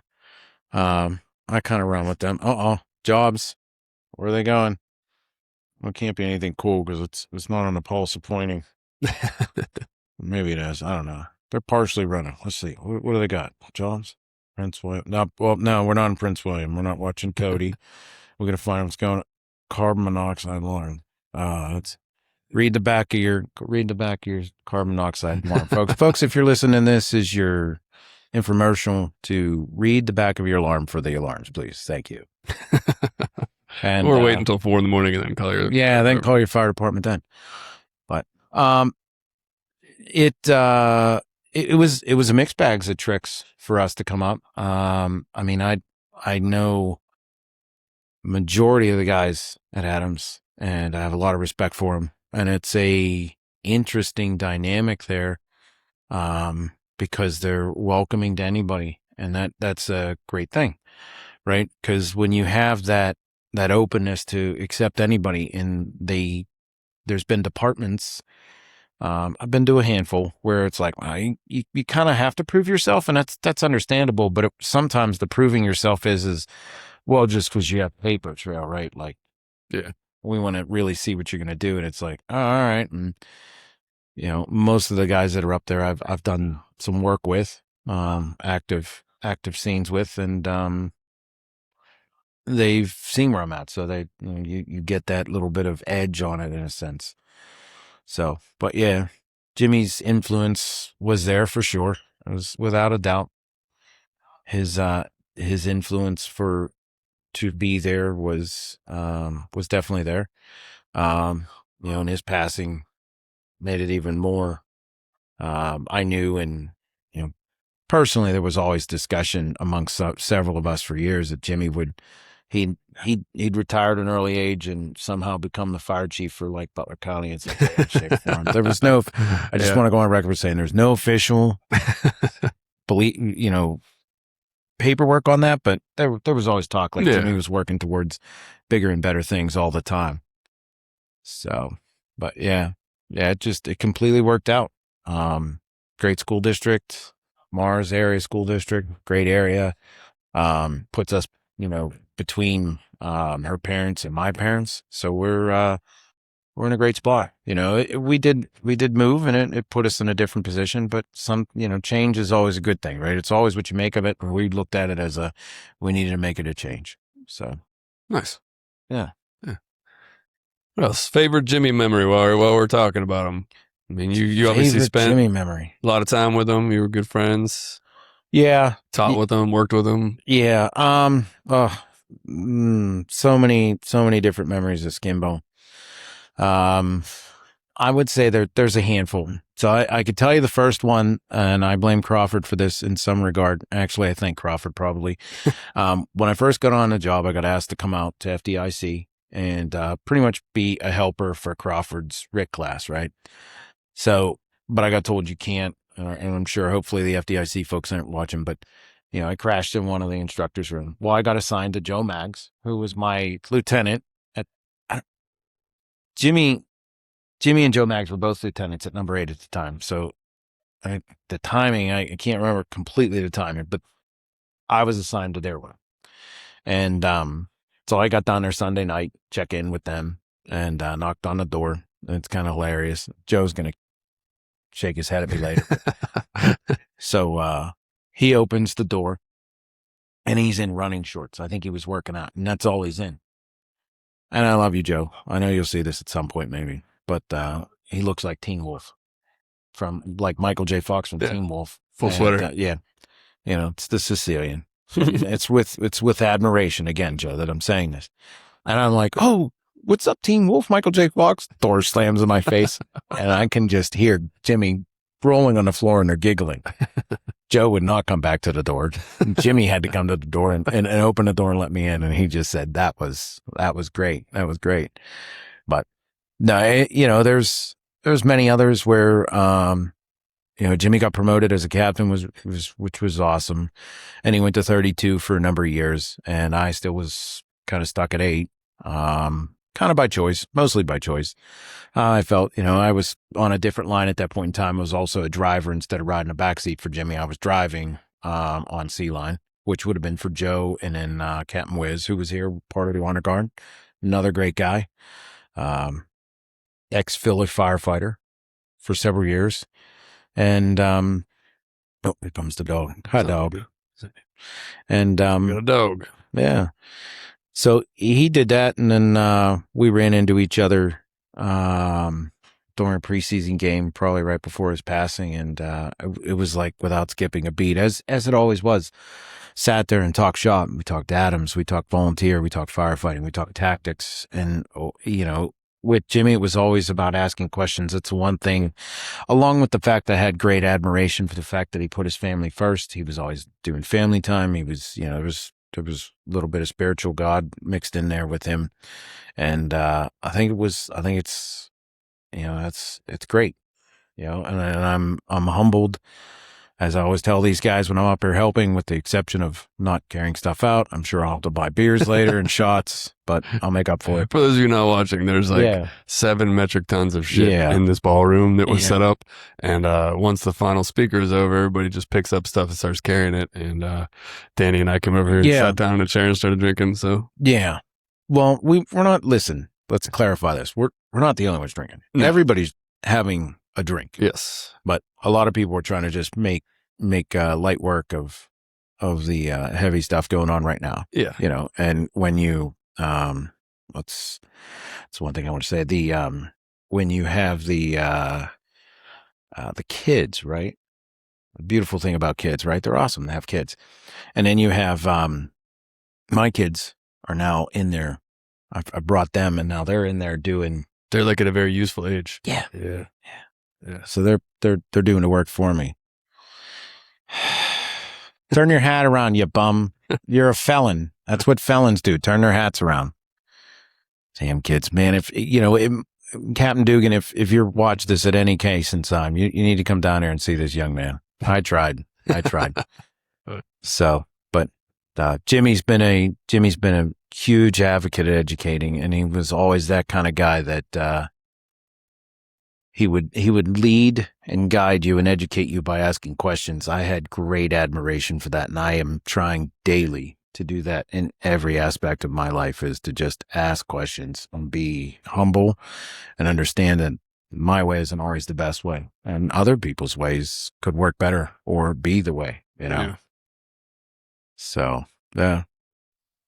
Is that the water can over there for the It is. watering? Yeah. Yeah. The can for the Fools event. We got that there. I got to take it back. We'll hopefully later we'll have it out for the Fool's blessing. Yeah. And then we'll do an auction. Theoretically. Yeah. We're going to auction off the ability to douse me in Captain Coke, and maybe we'll see if we can make Hifty for the no plugs there, but we'll make Hifty for the second year. Yeah. Have you seen? Awesome. I got a bunch of our guys bought them. They have it on their online store. It's just a plain white T-shirt. It says "Wealthy Suburban Firefighter." It's gonna be a Lebo thing. There you go. They got a lights out apparel store. They come up with some good ideas. Yeah. So, all right, man. Yeah. We always end with some closing remarks, words of wisdom. You know, you've been in the fire service for a while. Now you raised good kids. One of them's now in it. Yeah. Anything encompassing that you wish to impart? I don't know. Always keep your eyes open, your ears receptive, and your mind and heart open just as much. And close the one thing you have the least of. Right? Engage in conversation. Use that one thing to ask questions so you can receive information, process, determine, brace everybody and hear from them. Everybody's got a little something to give to you, and it takes a village. It takes a village to raise not only just people but firemen. So we all got to do our part. Amen, brother. Well, cheers. Yeah. Cheers. Give me your coffee. Yeah, okay, here's my coffee. Cheers. All right. Well, we're signing off. All I think that's it from Friday at the Ellis Weekend. I'm taking a class tomorrow, so no podcasting, and I think I'm going to edit together all these little mini interviews and cool. make one episode of, That'd be awesome. Yeah. Until you get a couple more in you, and then we're back here at like 10:15. I just got to open the laptop and hook 19 wires Yeah, up. just don't do live. I think you should probably record anything that happens between now and tomorrow morning should just be recorded and reviewed for prosperity's sakes and see what's worthy. Yeah. So, but All right, thanks, guys. Yeah, no problem, man. Thank you. Appreciate it. right. That's good. All right. So I just got done editing and compiling all the clips of the interviews from the weekend, and I think it went okay. There's a little glitch with one of the videos, the interview with Jimmy Berry from Florida. For some reason, the video stops at some point. It comes back on. Just bear with it. So if you're watching it and the video stops and it gets blurry, it's not you. It's me. I don't know what I'm doing. We're figuring this out as we go. But this is my first time not doing it from my basement. So like I said, I think it worked. Some of the stuff was on Facebook live stream. Some of it didn't work. So this is a compilation of everything together that was recorded. I hope you enjoy. Do me a favor, if you like this and it resonates with you, do me a favor, share it, like it. I don't say that from like a conceited way, I'm not being an a-hole, but I think because I don't have 1 million followers that the content necessarily doesn't get distributed via the algorithm the way it should. And that is what it is. I've never been in this for the fame and the glory, but if you share it, maybe it'll reach more people so we can defeat the algorithm. Big thanks again to Sean, the Ellis Foundation, everybody for putting on the weekend. It was great. I had a great time, and I hope you guys enjoy. Later.